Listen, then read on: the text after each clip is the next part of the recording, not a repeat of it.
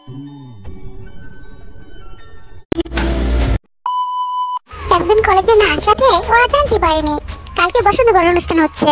Jimin তো ভীষণ খুশি। কলেজের এই প্রথমবার অনুষ্ঠানটা হচ্ছে। সবাই বসন্ত রঙের শাড়ি পরে আসবে বলে ঠিক করেছে। কলেজের কানায় কানায় আলোচনা করা হচ্ছে। বেলুন কুলো বিভিন্ন রঙের কাজ দিয়ে সাজানো হচ্ছে। যারা যারা পারফরমেন্স করবে সবাই রিহার্সাল দিচ্ছে। তেও খুব ভালো নাচ করে। জিমিনের জন্মদিনে নেচেছিল। নাচতে চায়নি, খুব জোর করেই নাচিয়েছিল জিমিন। তে আর জিমিন পারফরমেন্স দেখছে। তে খুব মন দিয়ে নাচ দেখছে, হাত তালি দিচ্ছে, মাঝে মধ্যে গানের তালে তালে ঠোঁট মিলাচ্ছে। হঠাৎই জিমিনের ফোন বেজে ওঠে। জাঙ্কুক কল দিয়েছে। আমার ভাইকে বোধহয় হসপিটালে ভর্তি করাতে হবে। তে ভুল কুচকে তাকায়। জিমিন কিলকিল করে হেসে ওঠে। তেও হেসে ফেলে। কল করেছে, চল দেখে আসি। না তুমি যা, আমি যাব না প্লিজ। তোর খাটাস ভাই আমাকে দেখতে পেলে আবার ওই একই ভাবে বকা দেবে। আমার ভাই তোকে আর কখনো কিছু বলবে না, চল তুই। জিমিন তের হাত ধরে টেনে নিয়ে যায়। ক্লাসরুম থেকে বেরিয়ে কলার করতেই ওই ছাগল কই তুই? জাঙ্কুক বলে ওঠে। ঘাস খাচ্ছি, খাবি? বল না ইয়ার, আমি রোদে দাঁড়িয়ে আছি। 5 মিনিট দাঁড়া, আসছি আমি। জিমিন ফোন কেটে দেয়। পা চালিয়ে চলে আসে কলেজের মাঠে। গাড়িতে ঠেকিয়ে দাঁড়িয়ে আছে জাঙ্কুক। চোখে সানগ্লাস, ফর্সা গোপালে ঘামগুলো মুক্ত দানার মতো চিকচিক করছে। সাদা শার্টের বুকের দুটো বোতাম খুলে রেখেছে। হাতা ফ্রন্ট করে উনি অব্দি উঠিয়েছে। হাতেও বড় বড় লোম। ফর্সা হাতের কালো লোম দেখতে মন্দ লাগছে না। তে এক পলক তাকিয়েছিল জাঙ্কুকের দিকে, পরপরই চোখ নামিয়ে নিয়েছে। জাঙ্কুকের চোখে মুখে বিরক্তির ছাপ স্পষ্ট।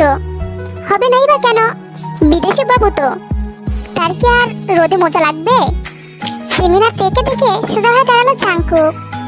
হাতের উল্টা পিঠে ঘামগুলো মুছে ফেলার চেষ্টা করে। সানগ্লাস খুলে শার্টে ঝুলিয়ে রাখে। এতক্ষণ লাগে আসতে? বেজায় বিরক্ত গলায় বলে জাঙ্কুক। উড়োজাহাজ ছিল না তো আমার কাছে যে উড়ে উড়ে আসবে?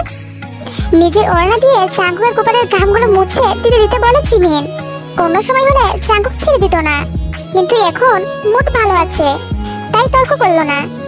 গাড়িতে বস, মার্কেটে যাব। জাঙ্কুক গাড়ি পেছনের দরজা খুলে দিয়ে বলে, কিছু কেনার নেই আমার। কোনো কথা না বলে চুপচাপ গাড়িতে গিয়ে বস। বড় ভাইয়ের মুখে মুখে তর্ক। কে কি করবে বুঝতে পারছে না। চলে যাবে এখান থেকে নাকি দাঁড়িয়ে থাকবে? প্রচন্ড অস্বস্তিতে পড়ে গেছে। এই যে জিমিনাতে, তুমি দাঁড়িয়ে কেন? বসো জলদি। জাঙ্কুক থেকে বলে ওঠে। চমকে ওঠে তে।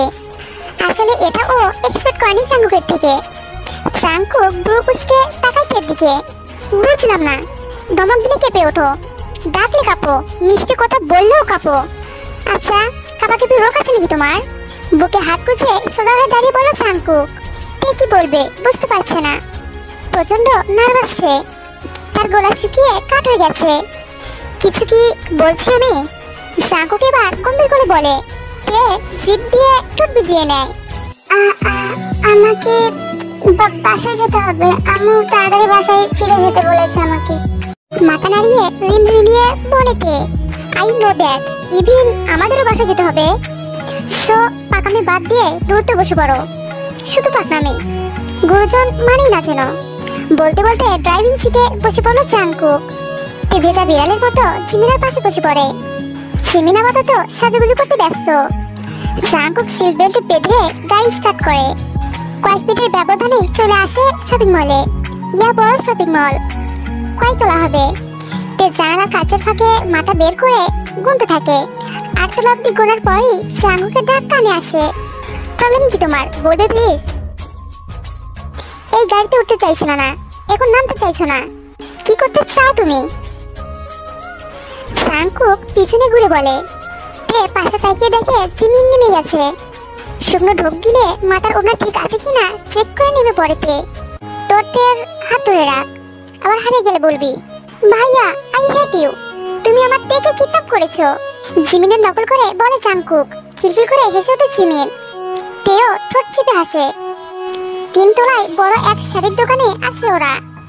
এখান থেকে সব থেকে বেস্ট শাড়িটা চুজ করবি, আমি ওই দিকে আছি বলে জাঙ্কুক চলে যায়। জিমিন শাড়ি দেখতে থাকে। দোকানের ডান পাশে সুন্দর বাসন্তী কালারের একটা শাড়ি পুতুলকে পরানো। সেই শাড়িটার দিকে চোখ আটকে যায় তের। এত সুন্দর শাড়ি কখনোই দেখেনি। শাড়িটা একটু ছুঁয়ে দেখতে ইচ্ছে করছে, কিন্তু সাহস ভুলাচ্ছে না, তাই চুপচাপ দিকে যাচ্ছে। জান, এই শাড়িটা দেখ তো। সিমিন একটা শাড়ি দেখিয়ে বলে, অনেক সুন্দর, নিতে পারিস তুই। তাহলে এটাই ফাইনাল। তে মাথা নাড়ায়। তারপর জিমিন নিজের জন্য বাসন্তী রঙের শাড়ি দেখতে থাকে। শাড়িটা পছন্দ তোমার? পেছন থেকে চাঙ্কুক বলে ওঠে। চমকে ওঠে তে, বড় বড় চোখ করে পেছনে তাকায়। আরে আরে রিল্যাক্স, আমি চাঙ্কুক, কে ফেলতে চাইনি তোমায়, জাস্ট বলেছি পছন্দ কিনা। দুই হাত উঁচু করে বলে চাঙ্কুক। হ্যাঁ পছন্দ হয়েছে তো জিমিনের জন্য।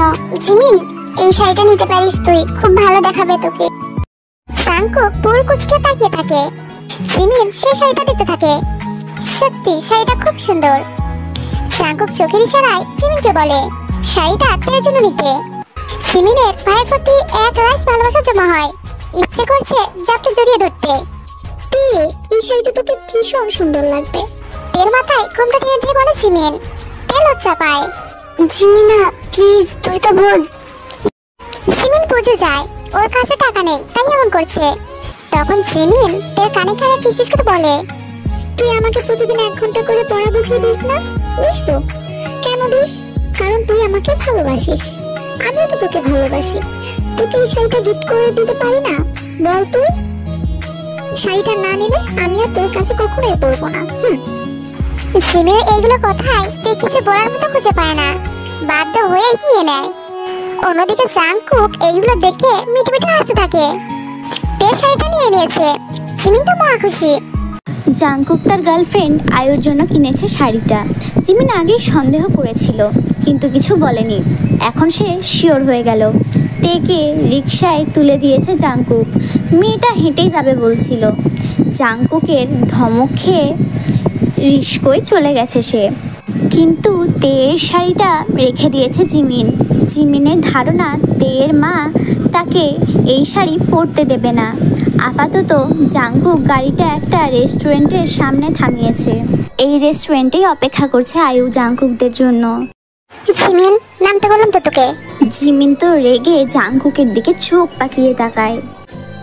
গার্লফ্রেন্ডের সাথে মিট করতে যাবি, তবুও তোর আমাকে লাগবে? ও তোর সাথে মিট করতে চেয়েছে, তাছাড়া তুই দেখবি না তোর ভাবিকে? জিমিন ফোঁস করে একটা নিঃশ্বাস টানে, কাঁধের সামনে চুলগুলোকে ঝুঁটি করে নেয়, তারপর নেমে পড়ে। এই রেস্টুরেন্টের পূর্ব দিকে বসে আছে আয়ু। জাংকুকের রিকোয়েস্টে আজকে কালো রঙের একটা শাড়ি পরে এসেছে।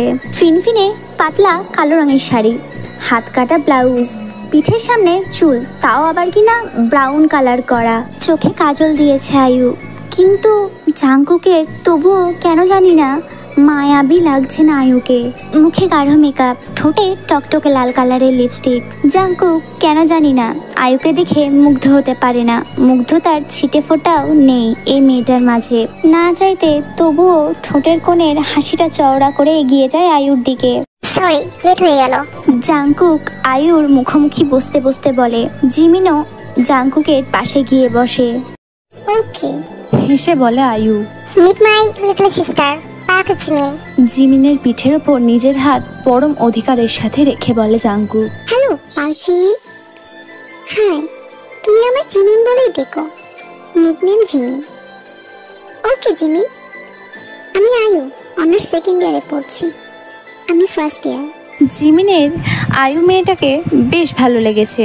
দেখতেও মাশাআল্লাহ অনেক সুন্দরী, কিন্তু একটু স্টাইলিশ। তবে ব্যাপার না, তার ভাইও কি কম নাকি? তাই যে তে তার রুমে পড়তে বসেছে, পাশেই তামিম পড়ছে, ইরেন বেরিয়েছে। তের বাবা যে হোক বিদেশে থাকে, কিছু মাস আগেই গিয়েছে। কোনো একটা ঝামেলায় জেলে আটকা পড়েছিলেন, মাসখানেক হলো ছাড়া পেয়েছে, কাজ করছে।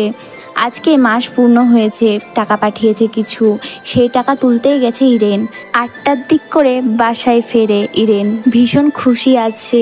এই কয়েক মাস ভীষণ কষ্ট করেছে, বাচ্চাদের ঠিকমতো খাওয়ারটাও দিতে পারেনি সে। 2 হাত ভরে চিপস বিস্কিটের প্যাকেট নিয়ে বাসায় ফেরেন তিনি। তামিম তো দৌড়ে যায় মায়ের কাছে। তে যেখানে বসেছিল সেখানে বসেই মায়ের দিকে তাকিয়ে থাকে। ইরেন ছেলের হাতে খাবারগুলো দেয়, তারপর তের দিকে তাকায়। কি রে, তোর আবার কি হলো? তুই আবার হাড়ির মতো মুখ করে বসে আছিস কেন? ভাইয়ের সাথে মিলেমিশে খেয়ে পড়াতে মনোযোগটা দে। রেজাল্ট খারাপ হলে তো তোর বাপ আবার আমাকেই দোষ দেবে। আমি আর আমার ছেলে তো বানের জলে ভেসে এসেছি। সারাক্ষণ শুধু আমার মেয়ে কোথায়, আমার মেয়ে কোথায় করে বেড়ায়।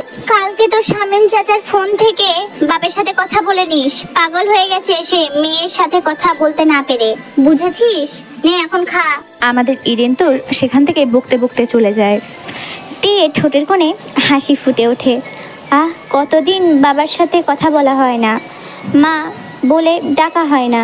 আসলেই টাকা মানুষকে কতটা অসহায় করে দেয়, তাই না? এই যে এত আদরের মেয়ে, যাকে কখনো কোল থেকে নামাতো না, মেয়ের কান্না দেখলে অস্থির হয়ে পড়তো, সেই আদরের মেয়েটাকে রেখে চলে গেছে দূর প্রবাসে 2 টাকা কামাবার জন্য, ছেলে মেয়েকে মানুষ করবে বলে, বাচ্চাদের সুন্দর একটা ভবিষ্যৎ দেবে বলে। বাবারা সত্যি অতুলনীয় হয়। তারা কখনোই নিজেদের কথা ভাবে না, নিজেদের দায়িত্বের ভারে সবসময় নিজেদের অনুভূতিগুলোকে লুকিয়ে রাখে, চাপা দিয়ে রাখে, যাতে কখনো নিজের পরিবারকে কষ্ট না দেখতে হয়। এই আপি, খা না রে, এবার তো খাবারগুলো শেষ হয়ে যাবে। তামিম চিপসগুলো তের মুখের সামনে ধরে বলে। তে ভাইয়ের মাথায় হাত বুলিয়ে খেয়ে নেয়। পরের দিন সকাল সকাল ঘুম থেকে উঠে তে ভোর 6টার মধ্যে কথা বলতে হবে জেহপের সাথে, না হলে সে সময় পাবে না। আর তে মন খুলে তার বাবার সাথে কথা বলে।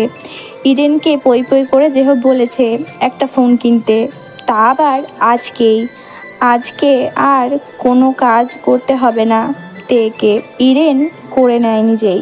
কলেজে 10টার মধ্যে উপস্থিত থাকতে হবে, তাই তে মাকে বলে সকাল সকাল চলে যায় জিমিনের বাসায়। জিমিন প্রথমেই তেকে সাজিয়ে দিতে থাকে। বাসন্তী কালারের শাড়ি, ম্যাচিং ব্লাউজ, মুখে হালকা ফেস পাউডার, চোখের গাঢ় কাজল, 2 হাত ভর্তি চুড়ি, হাঁটুর সামনে চুলগুলো ছেড়ে দিয়েছে, আর ঠোঁটে হালকা করে লিপস্টিক। তেকে এতই সুন্দর লাগছে যে জিমিন তো তেকে দেখে হাঁ হয়ে যায়, আর তে লজ্জাতে মাথাটা নিচু করে ফেলে। এই জান, তুই এত কিউট, মাশাআল্লাহ মাশাআল্লাহ। 3 বছর তোর সাথে আছি, এখন তো সৌন্দর্য আমি দেখিনি। জিমিন অনেকটা অবাক হয়ে বলে তেকে। আরে ধ্যাত, কি যে বলিস তুই। নে এবার তুই রেডি হয়ে নে, আমি ন্যান্সি আপুকে দেখিয়ে আসি। বারবার বলেছে শাড়ি পরে তার কাছে যেতে, তাকে দেখিয়ে আসতে। আমি আসছি, হ্যাঁ তুই রেডি হ। মিষ্টি করে হেসে বলে। জিমিন তের কপালে একটা চুমু খায়। তে জীবনে আজ প্রথমবার শাড়ি পরলো, হাঁটতে পারছে না, আঁচল আর চুলগুলো বড্ড জ্বালাচ্ছে। জাংকুক জগিং করে ফিরছিল, নিজের রুমে ঢুকতে যাবে তখনই চোখ পড়ে তের দিকে। হাঁ হয়ে যায় জাংকুক। তের মুখে ছোট ছোট চুলগুলো উড়ে উড়ে আসছে। বিরক্তে চোখ মুখ কুঁচকে ফেলেছে তে। 2 হাত উঁচু করে চুলগুলো খোপা করতে থাকে। আঁচল সরে গিয়ে হালকা চর্বিযুক্ত পেটটা দৃশ্যমান হয়ে যায়। জাংকুকের বুক কেঁপে ওঠে, গলা শুকিয়ে যায়। খোপা করা শেষ করে তে আঁচল ভাঁজ করে কাঁধে রাখে। চুড়ির মাঝে রিনঝিন শব্দ হচ্ছে। এতক্ষণ তে জাংকুককে খেয়াল করেনি। জাংকুককে দেখার সঙ্গে সঙ্গে চোখ মুখ অস্বাভাবিক হয়ে যায়। আঁচল তুলে ঘোমটাটা টেনে নেয়। জাংকুক তাকিয়ে আছে তে চোখের দিকে। কাজল কালো মায়াবী চোখ, ঠোঁট দুটো চিপে রয়েছে। তে মাথা নিচু করে জাংকুককে পাশ কাটিয়ে চলে যেতে নেয়। জাংকুক তের নরম হাতটা মুঠো করে ধরে। কেঁপে ওঠে তে, বুকটা ধূপধাপ করতে থাকে। হাত পায়ে কম্পন ধরে যায় তের। চোখ মুখ খিচে বন্ধ করে ফেলে তে। মায়াবতী,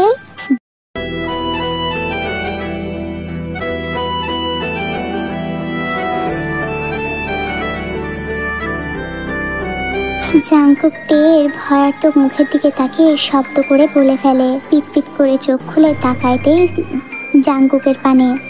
চোখ মুখে প্রশ্নের ছাপ। কে মায়াবতী? डर है तुझे मैं खो न दूंगा तो बोल। আরে ও তুই যে। ন্যান্সি বলে ওঠে। ধ্যান ভাঙে জাংকুকের।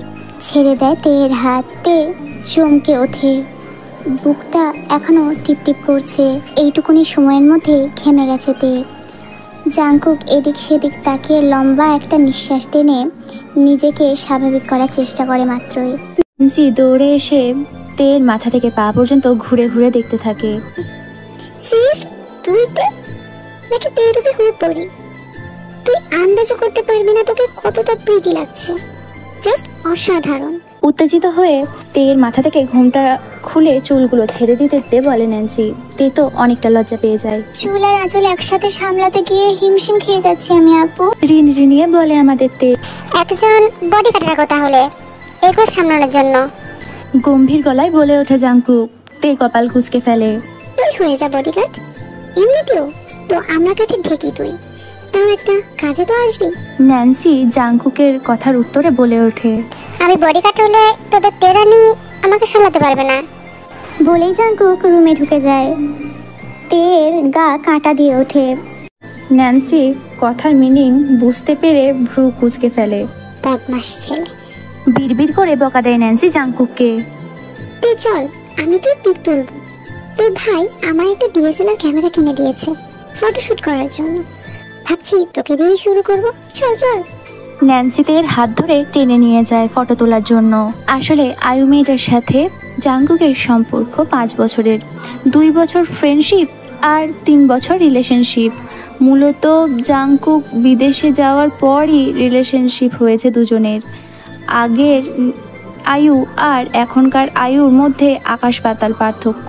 আগে আয়ু ছিল খুবই সাধারণ, কামিজ পরে 2 কাঁধে ব্যাগ চাপিয়ে চোখে মোটা করে কাজল টেনে জাংকুকের সামনে আসতো। মুখে থাকতো লাজুক হাসি। ভালো লাগতো জাংকুকের। কিন্তু বিদেশ থেকে ফিরে আয়ুর সাথে দেখা করার পর কেন জানি ভালো লাগলো না। তবে মানিয়ে নিয়েছে। ভালোবাসা তো চরিত্র, পছন্দ, কথা বলার ধরন, জামা কাপড় পরার ধরন পাল্টেছে, কিন্তু ভালোবাসাটা পাল্টায়নি। জাংকুক খুব পজিটিভ একজন মানুষ। সে নিজের পার্সোনাল লাইফ সম্পর্কে কখনোই কোনো বন্ধু বান্ধবের সাথে সে ডিসকাস করতো না। জাংকুক ড্রেসিং টেবিলের সামনে দাঁড়িয়ে নিজেকে দেখছে। এখনো চোখের সামনে তের চুলে খোপা করার দৃশ্যটা ভেসেছে। ইচ্ছে করছে ছুটে চলে যেতে তের কাছে, কোমর জুড়িয়ে চোখে চোখ রাখতে ইচ্ছে করছে।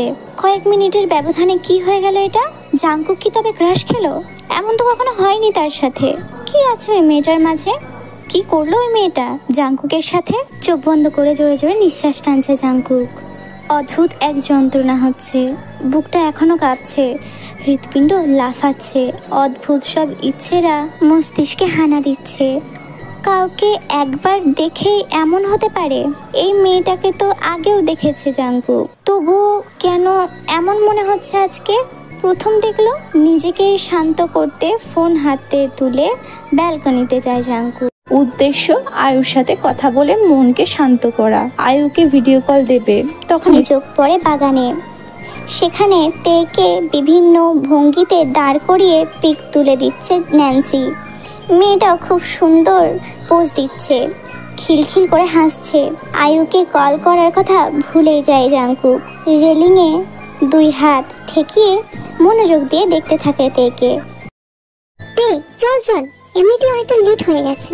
শাড়ির কুচি ধরে বের হতে হতে বলে জিমিন। জাংকুক চমকে ওঠে। তের থেকে চোখ ফিরিয়ে তাকায় জিমিনের দিকে। হেই পেডমি, আর চিমিতে জাস্ট 5 মিনিট ওয়েট করো, আমি আসছি আমি। নিজের ব্যালকনি থেকে চেঁচিয়ে বলে জাংকুক। তে তো চমকে যায়, এক পলক তাকিয়ে নেয়। জাংকুক তাকিয়েছিল তাই চোখাচোখি হয়ে যায়। জিমিন ছোট ছোট চোখ করে তাকায় জাংকুকের দিকে। তোর আজকে আয়ু আপুর সাথে ঘুরতে যাওয়ার কথা, তুই এখনো বাড়িতে যে? বুকে হাত গুজে বলে জিমিন। আসছি আমি। জাংকুক জিমিনের কথা কানে না তুলে ন্যান্সি বোনের দিকে তাকিয়ে বলে, আয়ু আপু সে আবার কে? আমাদের ভাবি, গুণধর ভাইয়ের গার্লফ্রেন্ড। দারুণ দেখতে, কিন্তু কাল মিট করিয়ে দিয়েছে আমায়। জিমিন একটু হেসে বলে, কই আমাকে তো দেখা করালো না, আমাকে তো কিছু বলেও নি। মন খারাপ করে বলে ন্যান্সি। কালকে বাড়িতে নিয়ে আসবো আমি, তখন সবার সাথে দেখা হয়ে যাবে, বাবা মাকেও দেখানো হয়ে যাবে। এটা দারুণ। হ্যাঁ তে খাবই। ভাবিও পাবো ফ্রিতে। দুই বোনে মিলে হেসে ওঠে।